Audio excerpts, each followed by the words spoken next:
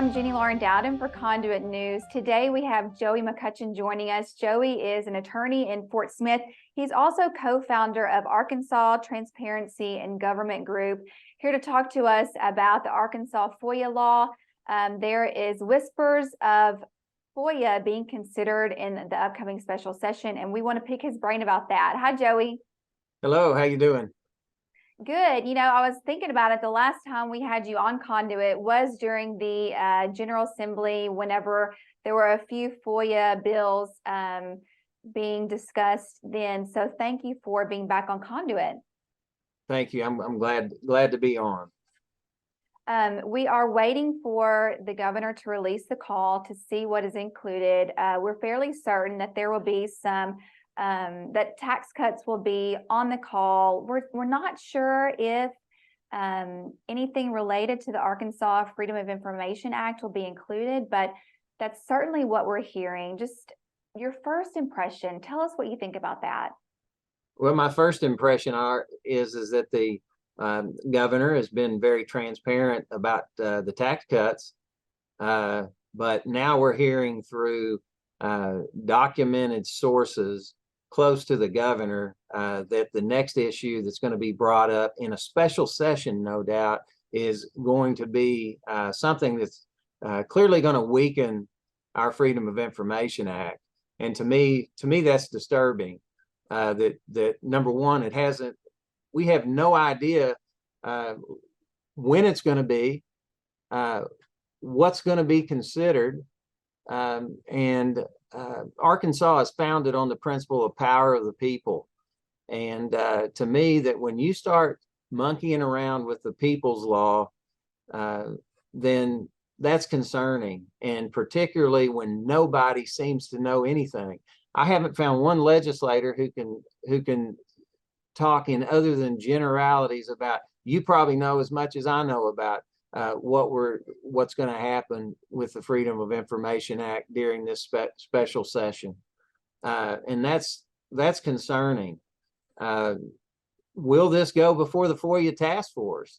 You know, the legislature created the FOIA task force for a reason, to vet any and all bills that come before the legislature, and it would seem that this is going to be railroaded through the legislature in a matter of days with very little input from the people through the FOIA task force, and it should be. There is conversation on Twitter surrounding the governor's travel and expenditures regarding Arkansas State Police and her out-of-country travels. I was looking in Florida, Governor DeSantis, he recently signed a bill that exempt his travels, future and past travels. And I thought it would be interesting. I want to keep an eye on that to see if that would be considered in the special session. What would you say if that were to happen here in Arkansas? Well, first of all, I would say that it's a bad idea. That we need open and transparent government. We need to know how much the governor's spending on taxpayer money. You know, FOIA is not a conservative issue. It's not a liberal issue. It's not a Democrat issue. It's not a Republican issue. It's a freedom issue. And our legislative intent back in 1967, when a Republican governor went through Rockefeller, his crowning achievement was FOIA. And in the legislative intent, it says that our public business should be conducted in an open and public manner. And, you know, to say it's a security issue. Well, number one, we don't even know what the bill is at this point. I mean, we're probably days from one of the biggest attacks on FOIA in history, which would weaken FOIA substantially if, in fact, they are going down the road of, because what I think is going to happen is they're going to create an exemption for the deliberative process. And what they're that what they're going to do in effect, and again, this is all speculation, but where I think they're going is that we're not going to get to see the sausage making. They want it where we can't see the sausage making. All we see is the final result. And to me, you know, this exemption has been used to stretch FOIA. It's been used inappropriately to cover, you know, information that may paint an agency, a local board. Who knows if what bodies it's going to cover, but may paint the agency or local board in a bad light. Records that may reveal problems, records that contain embarrassing information. We're just going to get to see the final process, and that's not what our legislative intent is. Any bill that is passed in our legislature should comply with the legislative intent, or just kick it to the curb and let's call it what it is, a dark bill. Joey, that doesn't even make sense to me, whether you have, what party is in power, in office. You need to see what's happening. There needs to be light. There needs to be sunshine. Why even have the process if you can't see? It brings to mind when you were working in Huntsville, you uncovered sexual abuse, sexual assault. I can't even fathom what could be hidden if this were to pass. What the Republican legislature needs to understand is one day Democrats will be in control. And this isn't about Republican or Democrat. Right. But it is disturbing to me as a Republican that Republicans were proposing bills in the last legislative session that would allow secret meetings to occur by 1/3 of our governing bodies. They were proposing legislation like I've talked about here, this exemption, where we don't get to see the decision-making process. We only get to see the final result. And this is contrary to freedom. I mean, the government was designed to protect our rights, not deny our rights. And our Article 2 of our Constitution makes that abundantly clear. FOIA, when it was created in 1967, made that abundantly clear, that it should be about the people, not about protecting government, no matter which side of the fence you're on, hard right or hard left. Everyone should value our freedom and therefore value FOIA. I'm just trying to play devil's advocate. I really am. And I'm trying to think, okay, what would be a valid excuse, a valid argument for this? And I really can't. I can't think of anything. And I can't think of, if I'm a conservative in office, what would be a decent reason or a decent excuse to want this? Well, what they've said is that it will advance the open flow of information, that if the watchful eye of the public is watching, then there will not be this free flow of information.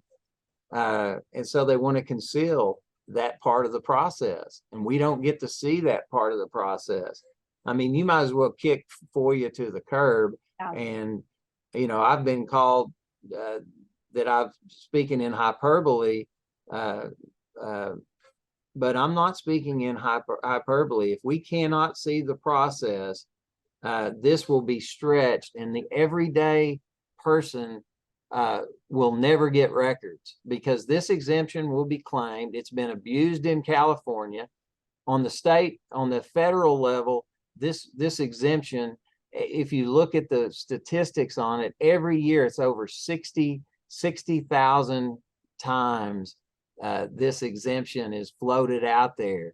And guess what? Most people don't have money to hire a lawyer. They're not going to have the ability to fight against again stretching this exemption to no telling where it is. And we don't even know what the bill is. So we're just, and that's not right.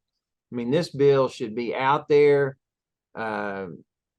It should be talked about. It should be vetted by the FOIA task force, and looked at very, very carefully, not railroaded through a special session. I mean, can you imagine calling a special session on FOIA? I mean, who would have ever thought it? I would have never thought that we would have a special session on the Freedom of Information Act under the guise of security. We'll see if it's about security. I'd like to see those records. We need to see those records. What security risk is there? Let's see the facts. But I think what we're doing here is we're using security as a reason to literally gut FOIA with this deliberative process exemption that we're getting ready to see. And again, I'm just hearing that secondhand, but if you add 2 and 2, I mean, what is the emergency here? What is the rush here? Can the governor show us something that her personal safety is at risk? Let's see that. Or are we talking more about whether it's a Republican or a Democrat? I think that's a conservative idea. I want to know how much money the governor is spending on travel. I want to know where the governor is traveling. And I don't see how that jeopardizes security. Yeah, we don't either, and I think this is just really catches a lot of us off guard. Again, this has not been, the governor has not released what's on the call yet. We do not have a definitive date on this special session. So to get ahead of it, if you were to have a word with these legislators, someone has to be a sponsor of that bill. If it were to come through, what would you say to them? What advice would you give them ahead of this? First of all, it should not be brought in a special session that's going to cost the taxpayers money. Special sessions are historically very short. You can see that this bill would be railroaded through, and you got to look at the timing of this bill. This bill could have some leverage here of who the governor is going to support if they don't back her bill. And the governor was behind in the open records bill during the session, is what people on very good authority told me. Attorney General Tim Griffin's